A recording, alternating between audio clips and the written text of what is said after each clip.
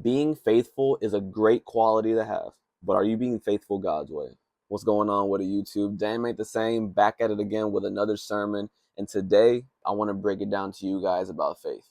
You see, faith is a beautiful thing, and it has many definitions to many people. So you can be faithful to your girl or your guy by not cheating on them and being faithful to the relationship. You can also be faithful in your job setting by remaining with the job no matter what comes. But today, I want to break it down to you guys what it looks like to be faithful in God's eyes. See, even though we cannot physically see God, we know that He's faithful to His word because He not only says what He's going to do, but He also backs it up with actions. And we know that because of His insane track record. All the way to when the Bible was written and all the way until 2025, God not only displays what faithfulness looks like, but He also gives us an example so that way we can be faithful in our own walk. But the number one thing to understand with faithfulness is that one isn't only faithful with their words. The thing that makes someone faithful is their actions. What good is it is making a promise if you're not going to fulfill the promise? What good is saying that you want change for yourself, but you not doing anything about it? God's view of faithfulness is not just about walking the walk, but it's talking the talk. Whatever you're bringing to the table, you have to back it up with what actions you're doing to reach whatever you're trying to proclaim. Back it up, rewind. Let me say that one more time. Whatever you're claiming that you want to achieve or what you want to do, if you don't put in any work towards that, you are not being faithful. When we came to this world, we came with nothing and we're going to leave with nothing. But what do we truly have while we're here? Is our name and our word. And our word is our faith. And one of my favorite scriptures that talks about faith is James chapter 2, verse 17. It says, faith by itself, if it does not have works, is dead. If you don't back up your words with works, faith is dead. And that can be related to everyday life. Let's take me for an example. Back in 2020 through 2021, I was in the worst shape I have ever been in my life. And I had hit a point to where I knew I wanted change, but I wasn't putting in the work to reach that change that I wanted to achieve. So in a sense, you can say that my faith was dead in myself because even though I wanted something, I wasn't putting in what was necessary. I wasn't going to get mine to reach that next level that I wanted to be in life. And the same thing with faith. Even though you have faith, even though you have your words, if it's not backed up by an action to reach your goal or to reach your promise, it's dead. So basically, you might as well have not even wanted any change because the change isn't going to work. And another verse I like to look at is Hebrews chapter 11, verse 1. It says, faith is confidence in what we hope for and assurance about what we do not see. The two things it says in this verse about faith is that it's confidence in what we hope for and assurance about what we do not see.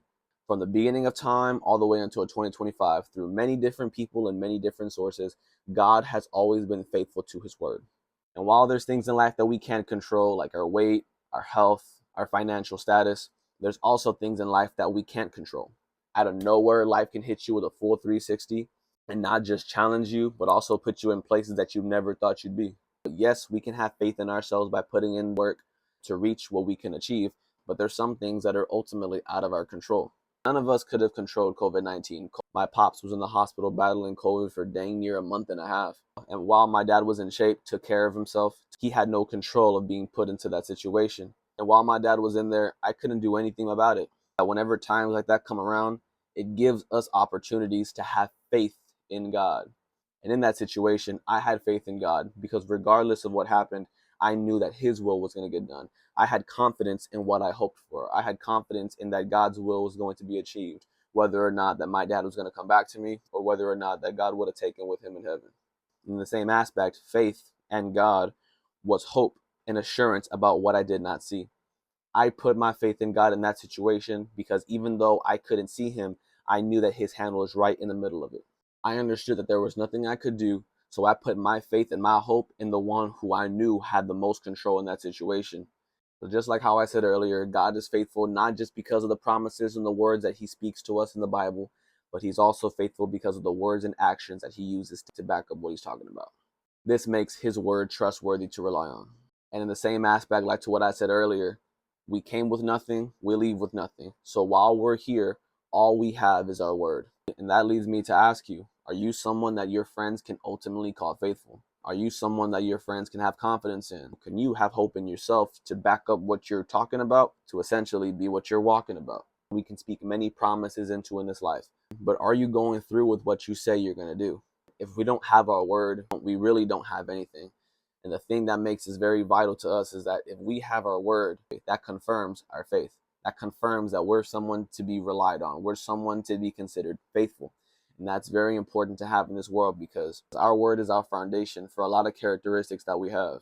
I'm here today telling you guys that I am not perfect, but I'm someone who's not only deciding to go get mine, but I'm also someone that's deciding to challenge the faith that I claim that I have to make it be better so that I can be someone that I can rely on and I can be someone that others can rely on in times of need and in times of assurance.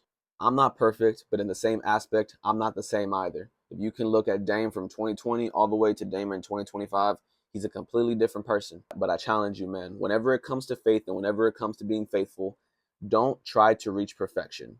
Just try to not be the same and see how far your faith can be grown and challenged in 2025.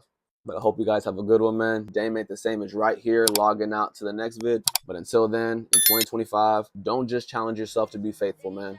But all in 2025, go get yours.